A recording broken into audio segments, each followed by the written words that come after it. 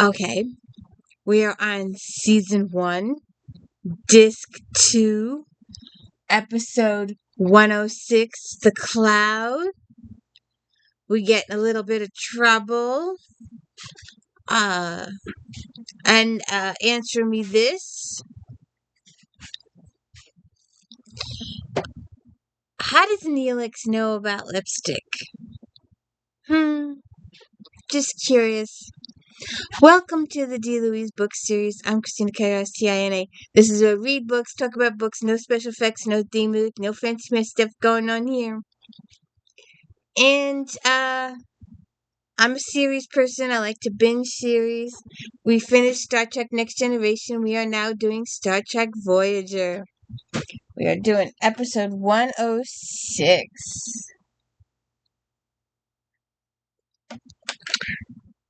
And there is a voiceover from the captain. Our journey home is several weeks old now, and I have begun to notice in my crew and in myself a subtle change as the reality of our situation settles in. Here in the Delta Quadrant, we are virtually the entire family of man. We are more than a crew, and I must begin to find a way to be more than a captain to these people, but it's not clear to me how exactly to begin. She's got to maintain the fact that she's the boss, but also that's it. There isn't anybody out there. Well, there are. They will meet people, but you know. So let's get to it. So it's hard to show this, and I'm not going to show each microscopic thing. It's kind of hard for me to do it. Some of the other more sophisticated channels might be able to get away with it or have better ways of doing it than me. But she's taking a walk around the ship, and she's thinking, at the academy we are taught that a captain is expected to maintain a certain distance. Until now, I've always been comfortable with that distance. And then she's walking through the engineering, and Torres spots her. And she says, Captain, I didn't realize there was an inspection schedule. Not an inspection, Lieutenant, a stroll. We should have the warp drive up and running by 0900 hours. Recalibrating the react injectors is the only thing we have left to do. Carry on. Maybe this is the way it works. Maybe the distance is necessary. Maybe more than ever now they need me to be larger than life. And then she goes into the mess hall with the lipstick.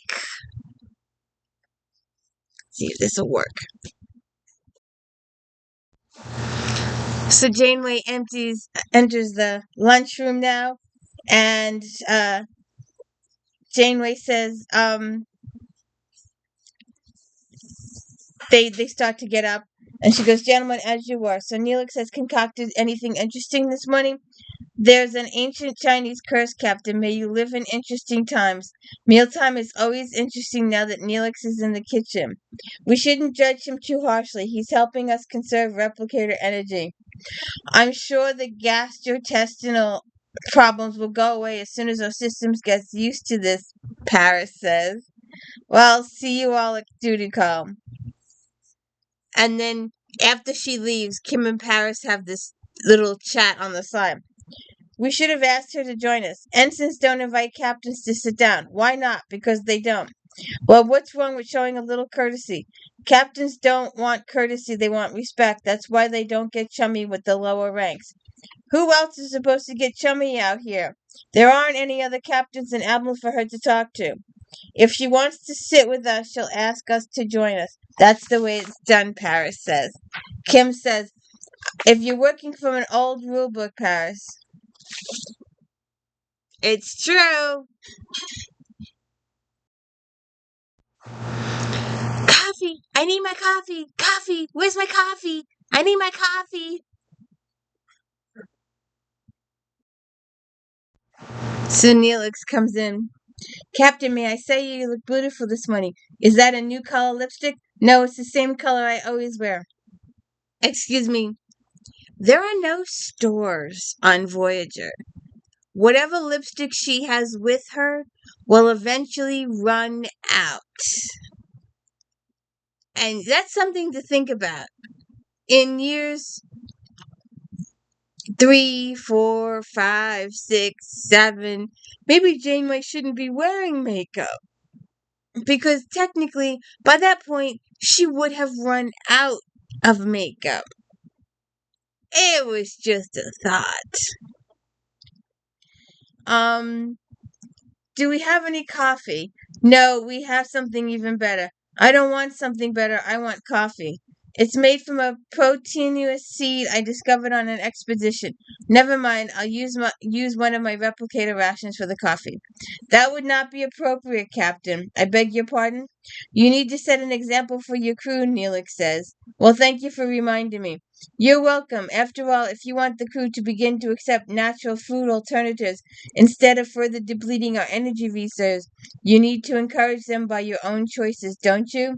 Fine. Give me your better than coffee substitute. How about some Tagar lager eggs this morning? Just coffee. It's a tiny bit richer than you've used to, but you'll learn to love it.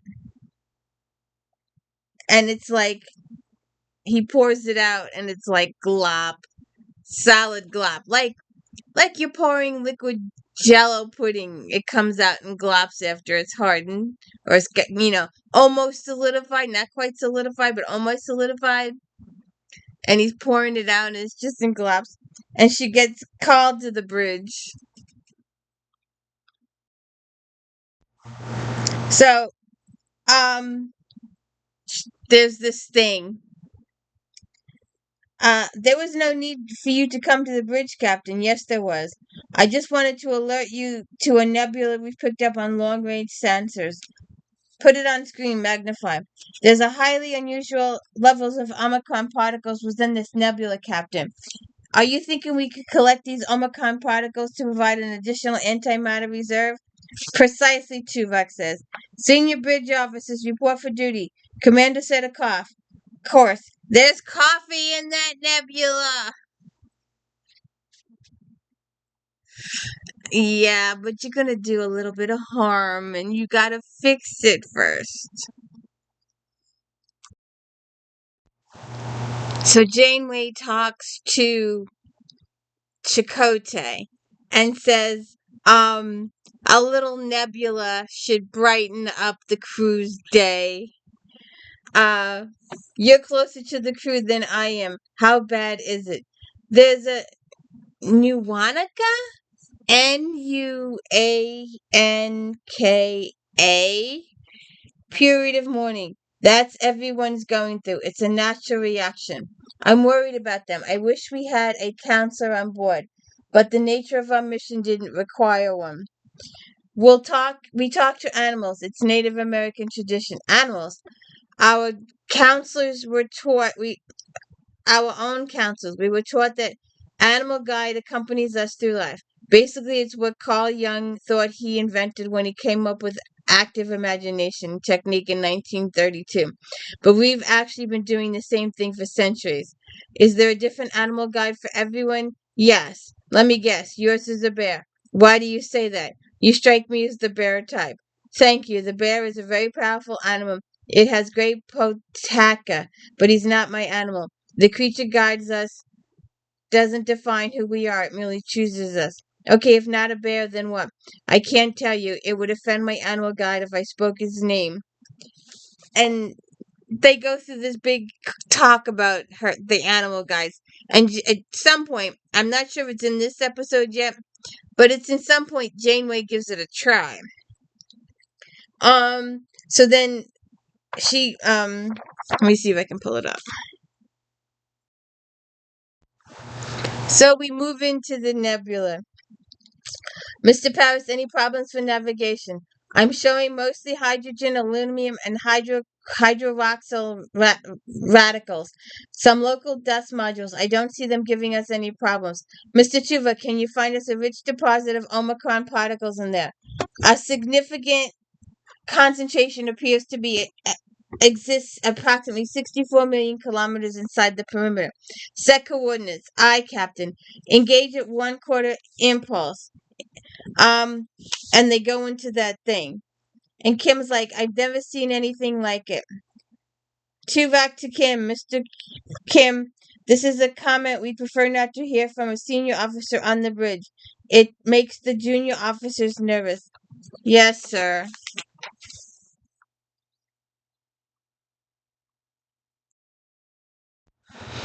So they go into the thing, not realizing it's actually a life form. So then we're in the engineering. Torres says it's a possibility, Captain. I'm showing the dust with a return force ratio of 4-1. Recommend we shut down impulse and go to thrusters. Janeway, acknowledge. Engage thrusters.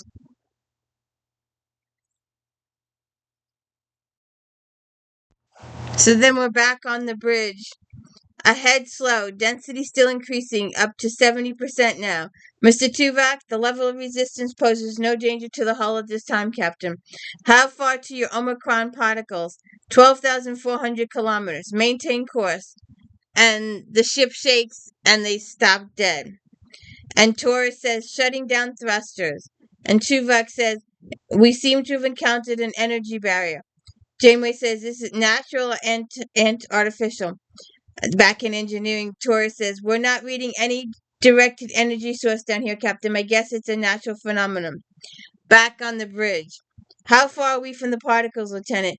Just over 7,000 kilometers. It's conceivable this energy barrier is related to the particles, Mr. Kim. If you can get a transporter beam through the barrier. Can't do, Captain.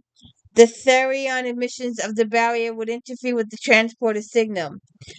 Miss Torres, do we have enough power to take the ship through the barrier? Torres says the barrier appears only to be 50 meters long. A 4-second burst at maximum thruster should do it. And they're gonna break through.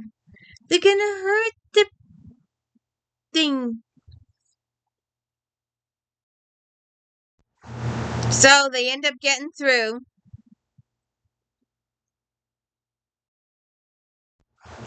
So Neelix and Cass are in the kitchen. And Neelix says, now look what she's gotten us into. Do all nebulas look like that? I wouldn't know. I'm smart enough to go around nebulas when I encounter them. These people are natural-born explorers, Tess says.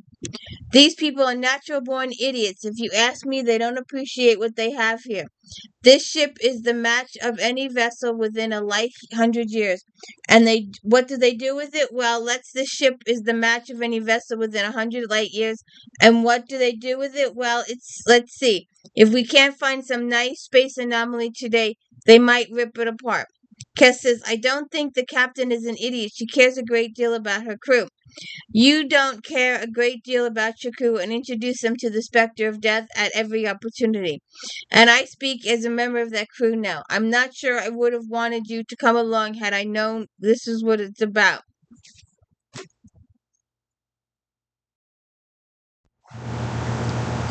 I think it's wonderful. Wonderful. If I were captain, I'd open every crack in the universe and peek inside, just like Captain Janeway does. I don't deny the romantic quality of this sort of casting about. I wouldn't exactly call it wonderful. And then she kisses him. Tess kisses Neelix. Oh, she's always posing. Walk a couple feet, turn, stand next to somebody, have a little convo, walk a couple feet, pose again, walk a couple feet, stand behind. She's always posing. You know, now that I said, did Picard do all that posing? I'm trying to think. I guess he did. But I just never thought about it when he did it. Red alert. Whatever are they? They're passing right through our shields. Try reversing the shield polarity. Mr. Tuvok, they appear to be made of non-reactive material that our senses do not recognize, Captain. Are we under attack? Uncertain. There is no indication of direct fire. Taurus to bridge. Go ahead. These things are sticking to the hull, and I'm showing a drain on our energy reserves. A drain? Why would we be losing energy? I'm not sure, Captain. They seem to be drawing it right through the ship. So they're feeding off the ship.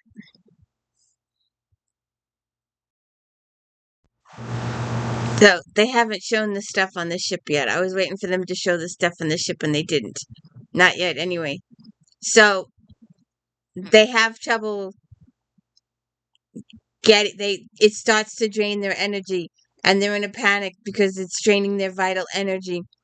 And so now they're punching their way back out. Um uh Barry is still holding. We need something else, Paris says. Janeway says, give me a 2-second blast from the forward phaser bank. Tuvok says, firing phasers. The barrier is undamaged, Captain. Ready a photon, Chakotay says. Mr. Paris, assuming we can breach the energy barrier, is it likely to close as fast as the first time? I'll be riding the tail of our torpedo, Captain.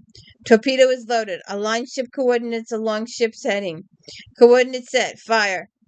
A hole opens up before them. The ship shakes. 50,000 kilometers to the perimeter. I'm having trouble navigating through the energy currents. It's as thick as a Taurian ice storm out there. 35 kilometers to the perimeter. Energy reserves are falling, Kim says.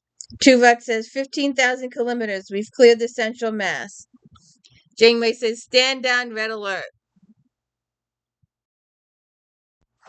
So Harry is in bed, and Paris breaks into his apartment and tells him to get up. He's got to see something.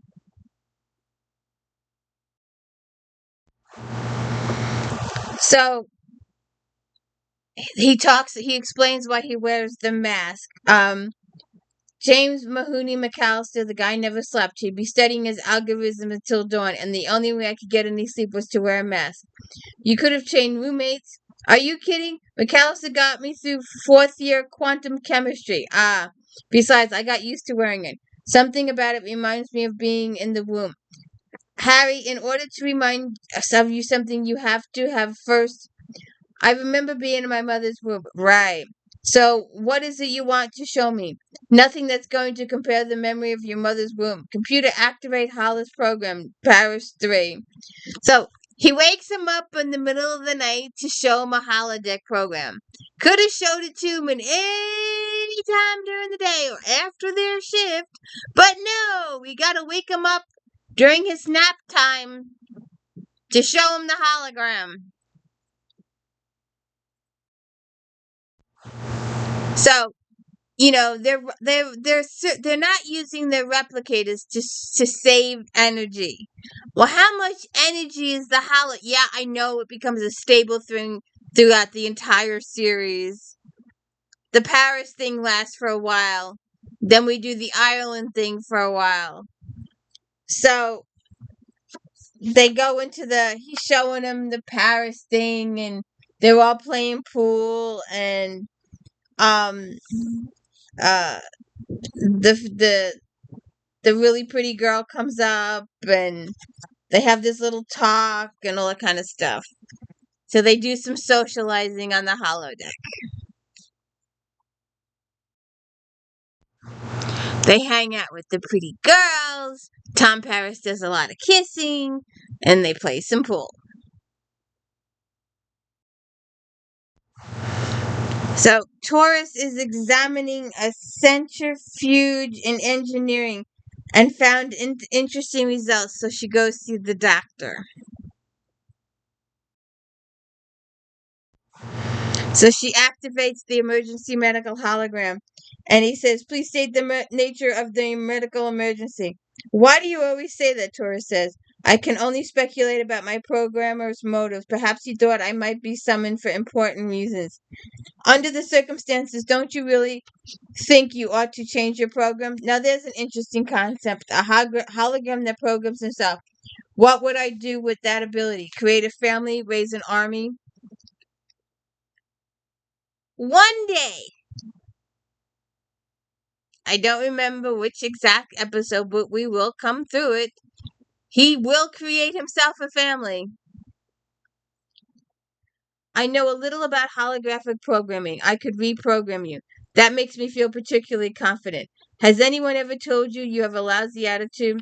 If you don't like a doctor's attitude, there's a man sitting in a console in the Jupiter Station Holo Programming Center you can write to. His name is Zimmerman. He looks a lot like me. Actually, now not that I don't enjoy the repartee.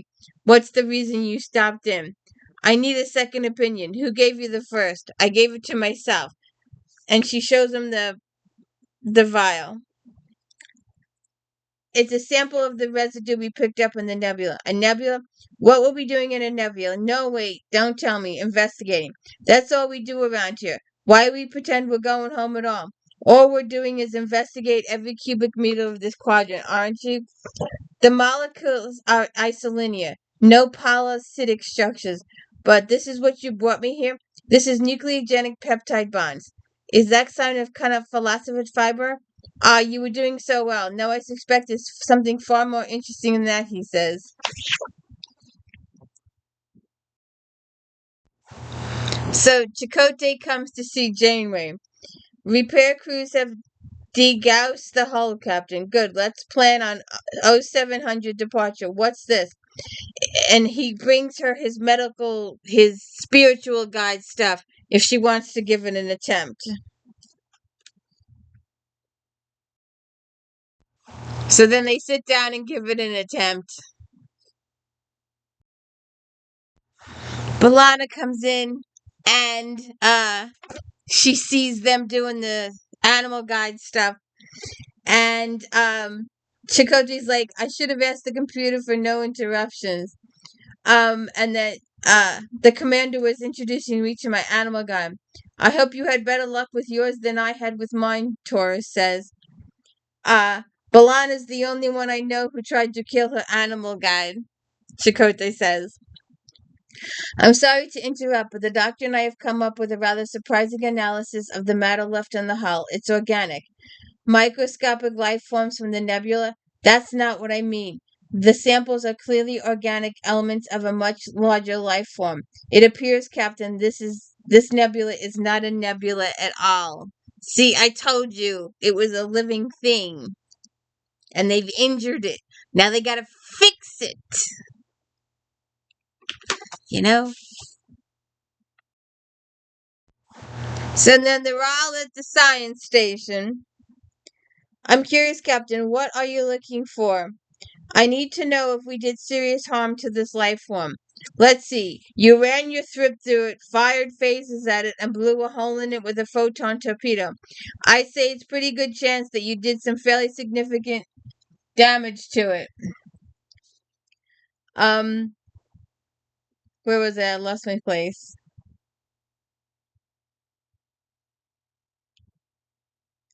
Computer, mute audio. Isolate the concentration of Omicron particles we were trying to get to.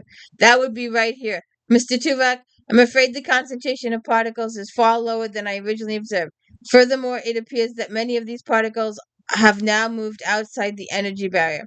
Is it possible they're leaking out through the breach we made? That would be a logical conclusion, Tuvok says. It's also a logical conclusion that all of the phenomena we encountered were actually the life form's natural defense systems. The way the barrier was protecting the Omicron particles also suggests we were entering a vital organ. So it seems very clear that we severely hurt an innocent life form. How do we repair the harm we've done? Captain, and the doctor's going like this. Hey, excuse me. Hey, I've got something to say.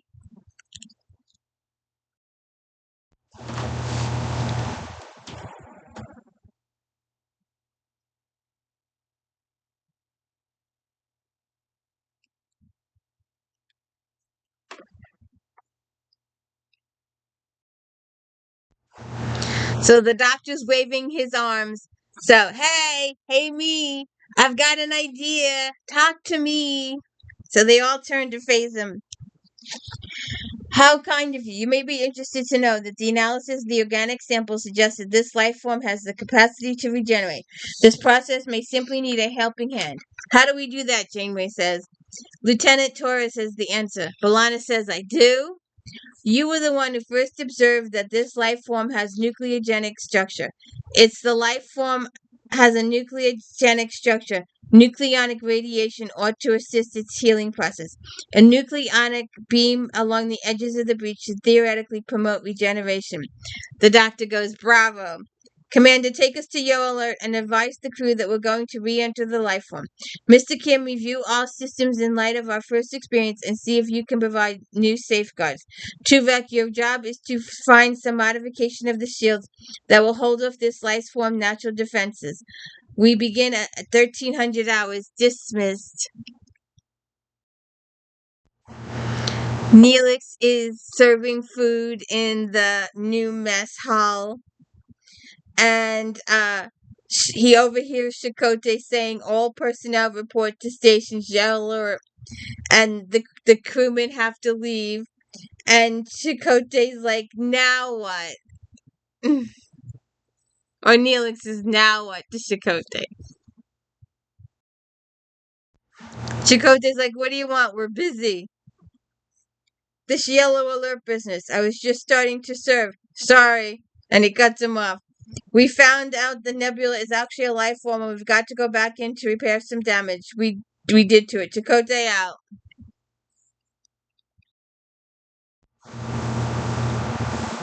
Go back in. Hello, what's it? I've had it. Neelix. No, I'm going to the captain about this.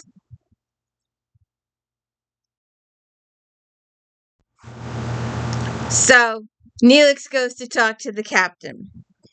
"Captain, I understand that this nebula we discovered is some kind of monster." "Not a monster, Neelix, but it's a life form. Excuse me if I sound crazy because someone may have been playing a joke on me, but you aren't planning to take us back into the belly of the beast, are you?" "No joke. Why?" "Because we heard it and we have to help it recover." "I do not come on board this ship to be a vegetarian, Captain. And I thought you were a man of unlimited talents," Janeway says. "I've just reached my limit, so if you don't mind, Kiss and I will wait aboard my little vessel for you to return.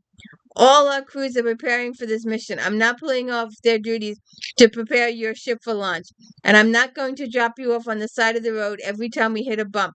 When we finish, if you want to leave, that's your business. But for the moment, find yourself a good seat with a view, because just like Jonah and the world, we're going in. Is that final?" Dismissed. That's a Starfleet expression for get out, Neelix. I'm surprised Neelix didn't ask her what Jonah and the whale meant. So they go back in, and Neelix walking around going, "Jonah? A whale? Huh?"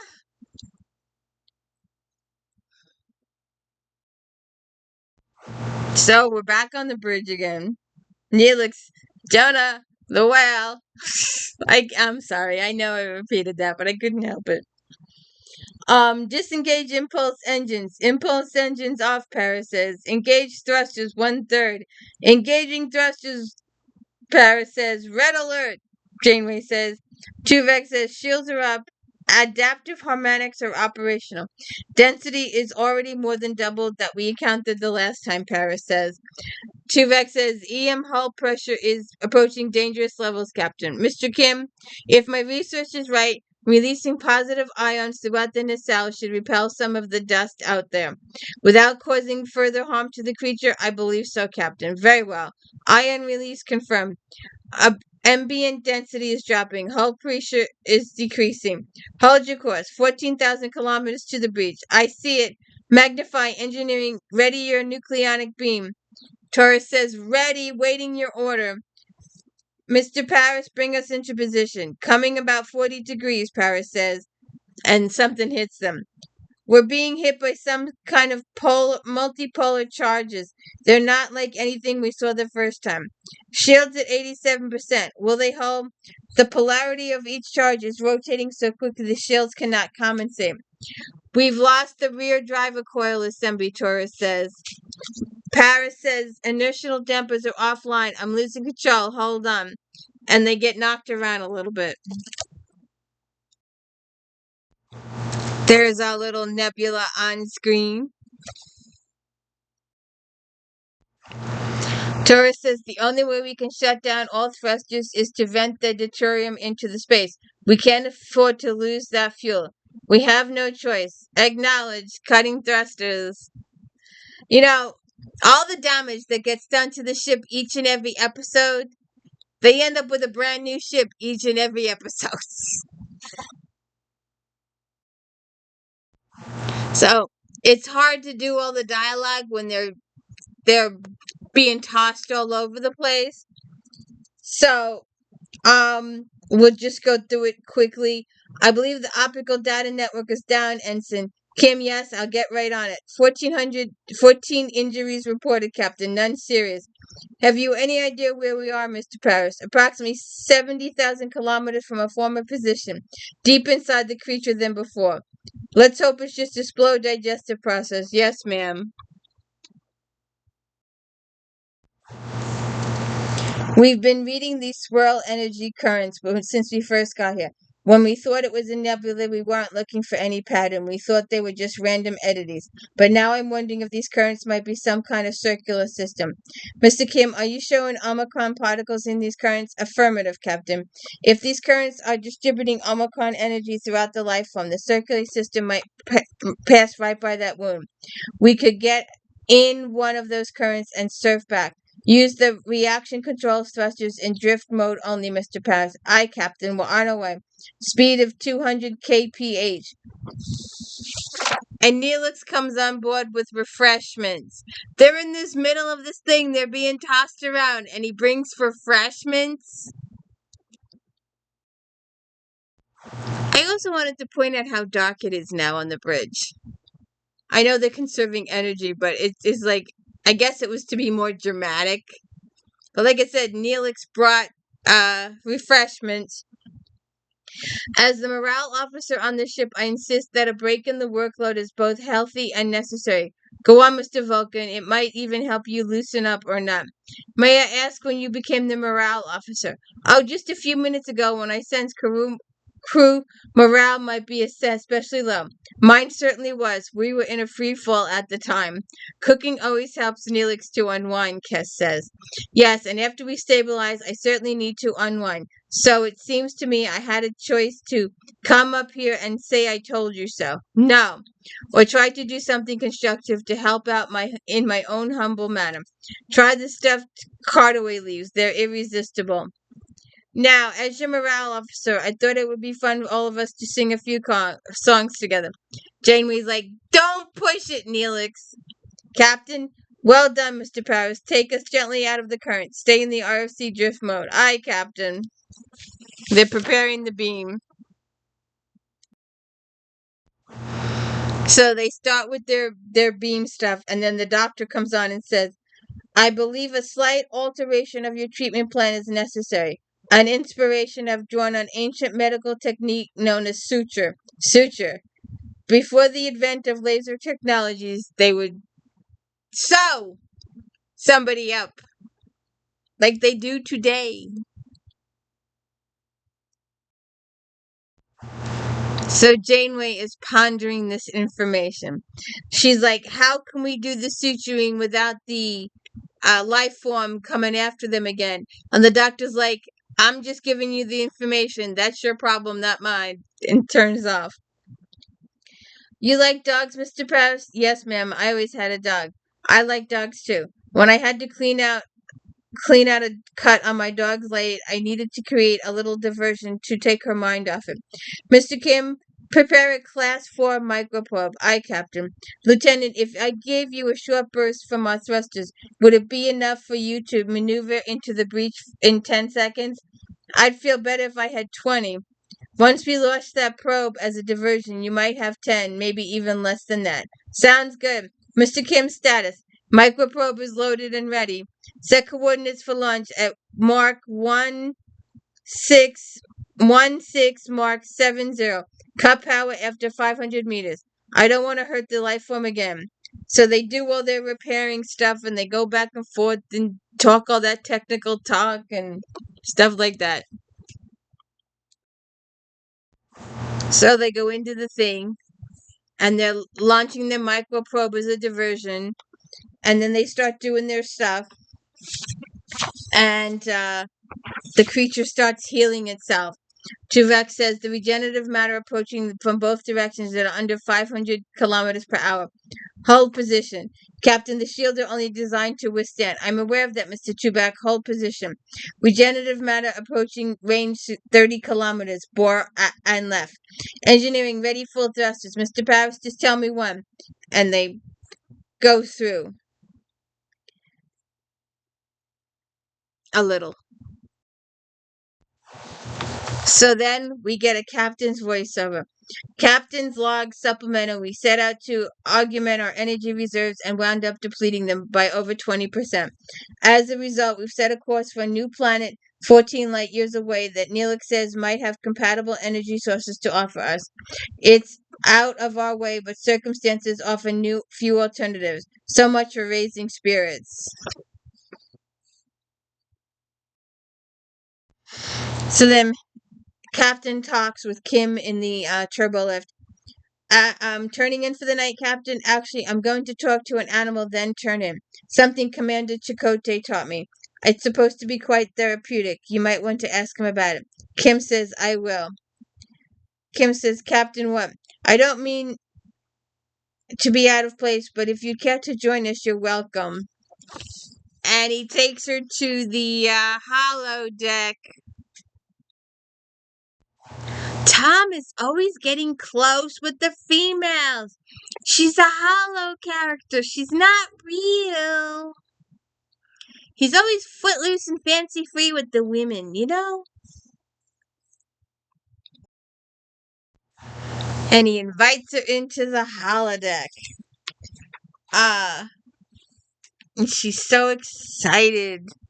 She really enjoys it. And she gets playing pool with the rest of the crew and the hologram characters. And that's how the episode ends. I always have trouble with Voyager. So, that was the Cloud. We did the Phage last week. Next week we'll do the Eye of the Needle. And the week after, the X post facto. And if you could, please hit the like and subscribe. I always forget to ask, but I would appreciate it. Have a good one.